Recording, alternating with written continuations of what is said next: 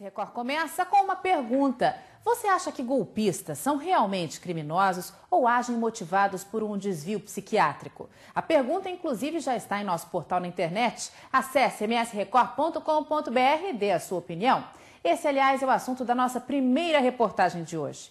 Diariamente, a imprensa divulga notícias de pessoas que foram alvo de golpistas. Nessa quarta-feira, por exemplo, nós mostramos a prisão de um estelionatário que se passava por sobrinho do governador André Putinelli durante os crimes. Mas, afinal, o que acontece na mente desse tipo de criminoso que usa de má fé, burla a confiança dos outros para usufruir por meios fraudulentos de benefícios e valores financeiros? A reportagem é de Lino Rodrigues e Juliana Lanari.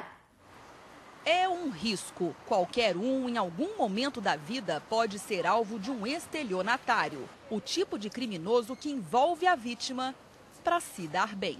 Estelionato, na acepção do artigo 171 do Código Penal, é obter vantagem indevida mediante fraude, ardil, qualquer meio enganoso, com o fim de causar prejuízo a uma vítima ou a várias vítimas. Difícil é saber onde estão os estelionatários. Geralmente, eles se passam por outras pessoas. Esta semana, Brian Correia Pulguério, de 22 anos, foi preso por aplicar golpes.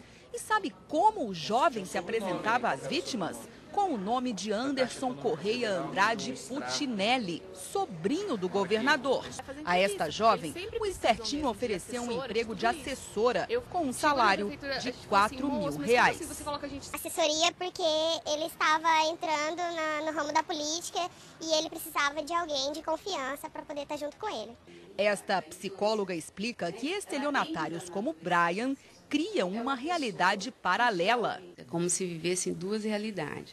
Ele cria uma realidade para ele, que dependendo da gravidade, ele pode acreditar naquilo, né? E a outra realidade, digamos, que é que nós todos vivemos sujeitos a normas, leis, condutas éticas.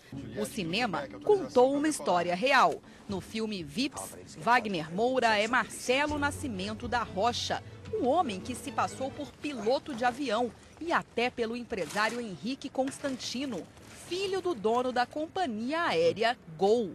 Extremamente inteligentes e sempre dispostos a ajudar, a oferecer uma oportunidade tentadora. É assim que a polícia classifica a personalidade de um estelionatário. E acredite, quando um criminoso desse é preso, continua fazendo teatro, mesmo diante do delegado. Muitas das vezes, eles, a fim de não assumir a autoria, eles tentam contar uma história de cobertura, né? Uma história onde eles poderiam estar. Eles são bastante fantasiosos, bastante astutos, e aí então a polícia tem que estar preparada também para ela acabar sendo vítima desses estelionatários. Em Brasília, Valéria dos Santos Rodrigues, de 41 anos, foi presa por se passar por representante do Senado Federal. A golpista oferecia empregos lá dentro. Mas para que o candidato recebesse um salário alto e trabalhasse pouco, precisava antes pagar para assistir a uma palestra. A TV Record de Brasília filmou o golpe com exclusividade. Notas mostram que Valéria comprou carros de luxo e que soube aproveitar o dinheiro do crime. Nós fomos em Fortaleza, fomos em Salvador 2 vezes. Nesse caso, a vítima também quer se dar bem. É o que a polícia classifica de torpeza bilateral. A maior parte dos golpes, né, os golpes, o conto dos contos do vigário, o conto do bilhete premiado, o conto da desgraça, o conto do sequestro, do falso sequestro, tudo isso daí, em algum momento a vítima ela alimenta com informações o estelionatário, né, e num determinado momento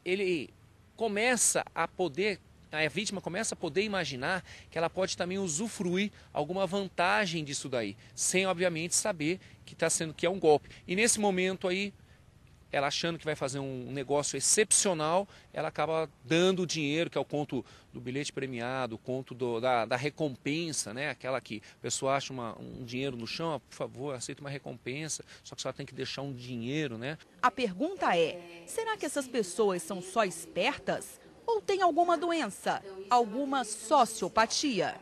Nem todo estelionatário é um sociopata, tá? O que vai Caracterizar é a ausência total de culpa, do sentimento de culpa. Tem muitas pessoas que têm só um transtorno de caráter e uma conduta, digamos, não muito ética, mas ela ainda tem um certo arrependimento e um certo contato com a realidade, né? Ela teme ser punida. Quando o caso é mais grave, como nós dissemos, a pessoa cria essa realidade, tem ausência de sentimento de culpa e aí sai fazendo os atos, digamos, né, proibidos, ilícitos, que vão prejudicar outras pessoas. Então, dependendo da gravidade, quanto mais ele acredita na realidade dele, mais patológico fica o caso. A pena para o crime de estelionato varia de 1 a 5 anos de prisão.